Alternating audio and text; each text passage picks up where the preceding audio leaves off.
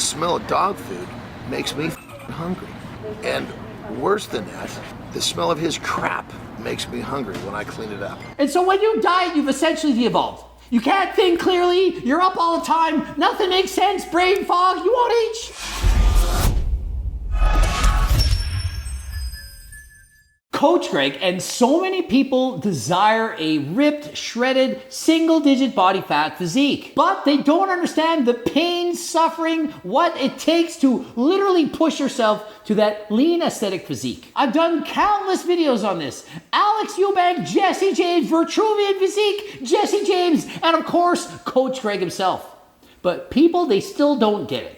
They think they can just diet, get the single-digit body fat, and then maintain that, be happy for life. If I only could get a shredded physique, I'll be happy then, right? Wrong. Not even close to the truth. And so Jeff Nippard himself, he shared a video recently called The Ugly Truth About Getting Shredded, Science Explained. This is a clip of me posing at the leanest I've ever been. And so Jeff in his prime at his best, shredded, looked amazing. Probably under 7% body fat. Looked pretty good. And just think of this. As lean as Jeff is here, he would have another 2 to 3 weeks of hard dieting, harder than last time, to get truly mind-blowing shredded. Remember Jesse James just competed? He looked amazing. Didn't win. Other people were leaner. And so the level of suffering needed to get to this kind of condition, unbelievable. And trust me, I have done it both natural and enhanced, and in both ways, next to impossible. Certainly not a realistic physique to maintain year-round. The first harsh reality is that when you get shredded, you will look your biggest and leanest under good lighting and when flexing or lifting, especially if you have a good camera. And so point number one is that when you are in fact shredded, mind-blowing peeled, single-digit body fat, you only really look good with your shirt off. And so perhaps you're in the gym with a full pump looking amazing, but for the rest of the day, walking around t-shirt and shorts, you look small. You can be shredded and natural, but you won't be big. Or you can be big and natural, but you won't be shredded. Or you can be big and shredded, but you won't be natural. And so for the most part, unless you're enhanced or have amazing genetics, perhaps 1 in a million genetics, you can be natural and big or natural and shredded, but you can't be natural, big, and shredded. Some can, rare exceptions, but for the vast majority, you gotta pick one or the other. The leaner you get, the less size you're gonna have, and the more size you put on, the less shredded you are. And so you have to maintain this delicate balance. Get too lean, look small, emaciated, lanky. Get too big, where are your abs? You got fat. The second harsh reality is that you may look like you're in your best shape ever, but still not be any happier with the way you look. That's because body dysmorphia is exacerbated at very low body fats. The next problem, you think once you're shredded that you're gonna have all the confidence in the world, you're gonna love your body and just think you look amazing. This couldn't be further from the truth.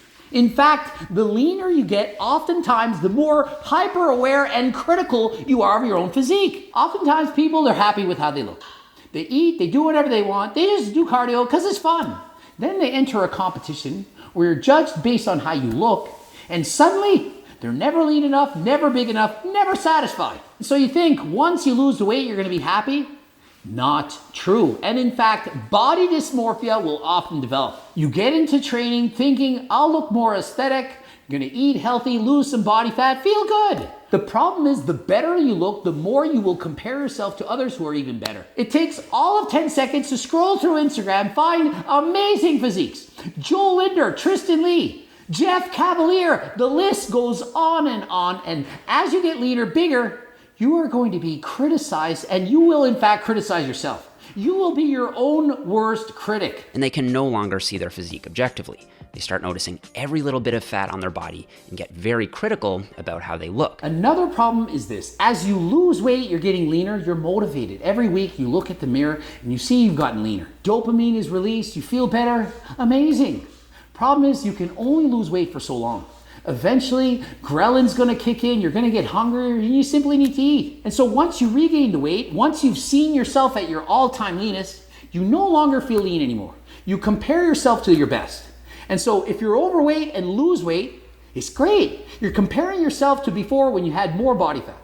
But once you've been really lean, perhaps single-digit body fat, and you return to baseline, perhaps 50%, which is perfectly healthy for everyone, you suddenly think 15% body fat, That's not lean enough.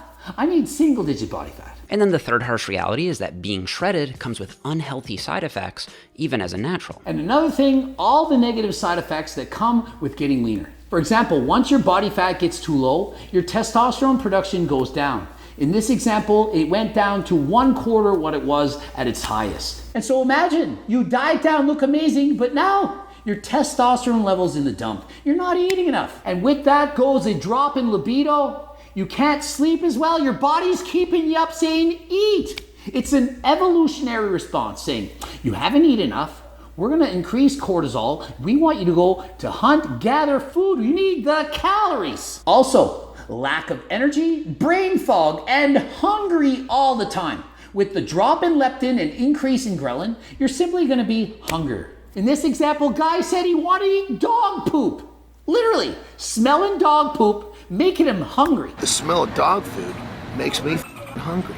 And worse than that, the smell of his crap makes me hungry when I clean it up. And so when you diet, you've essentially de-evolved. You can't think clearly, you're up all the time, nothing makes sense, brain fog, you want to eat shit. Case studies on women show similar negative health effects, plus the addition of menstrual cycle disruptions and the consequences of that, like infertility and bone mineral loss. And this is in both males and females, but women, they have additional problems. Oftentimes women competing in bikini figure, bodybuilding, and so on, they will lose their period, loss of menstrual cycle. The female athlete triad.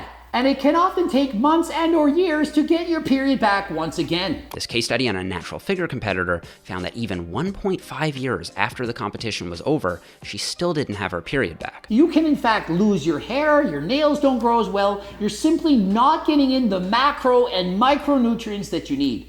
In the chase for perfection to try to get single-digit body fat, people often will starve themselves. Even Jesse James himself, who could have, of course, asked Coach Greg, what should I eat?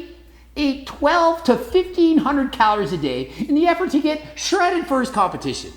12 to 1,500 calories a day, top of training, doing cardio, and working around the clock producing YouTube videos. Guy starved himself, and no wonder his testosterone levels were in the dump. But I can get to the lower end of that boundary without too much resistance. And that's the key, finding the lower boundary of your body fat set range. That's what can be sustainable. But this range is different for everyone. David Lade's range might look something like this, whereas someone who's more prone to obesity might have a range that looks more like this. And so it's never been that main gaining doesn't work. It's simply that people are trying to maintain a body fat below what they've genetically been programmed to do, and so they can't succeed. People who stay shredded year-round have a hard time making any progress. And the longer you stay below your set range, the more likely you'll be to binge, see a weight rebound, and then end up sustaining a less lean physique than if you had just been a bit more conservative with your low end to begin with. And so what's really important is to simply be at the correct healthy body fat percentage for you. For the record, I'm cutting myself at the moment, and that's basically my goal. Hit the low end boundary of my dual intervention range and try to maintain there for a bit. And so what is Jeff doing? He's trying to decrease his body fat to the lower end of the set point and then main gain. Exactly what Coach Greg has been doing for years. I've been continuously preaching to maintain a healthy body fat percentage, one where you have energy, you feel good in the gym, proper sex drive, testosterone levels are normal, and that you're not always starving, and so main gain from there. If you doubt that it works, try it. If you don't have the energy, you can't make the gains, you're simply below that predetermined genetic set point for you. It's normal for fat loss to be challenging, but once it goes from challenging to all-consuming, you'll know. And I'd say that's when it's time to probably reevaluate your goals and why you set them in the first place. There you have it. Are you starting to understand? Why is it that I keep preaching not to maintain single-digit body fat? Why I've been trying to convince you that 15% is healthy and that somewhere between 10 and 20% is the ideal range for most people? Do you get it now? Are you finally understanding Coach Greg and the videos I've been making for years? I've been against bulking and cutting, saying you don't need it. Even Fuad's saying he wished he wouldn't have bulked so much in the past. Well, maybe my organs and blood pressure and all that wouldn't have suffered as much if I didn't get to like 40, 50 pounds over, like bulking that hard. Just maintain a healthy body fat within that genetically predetermined set range for you.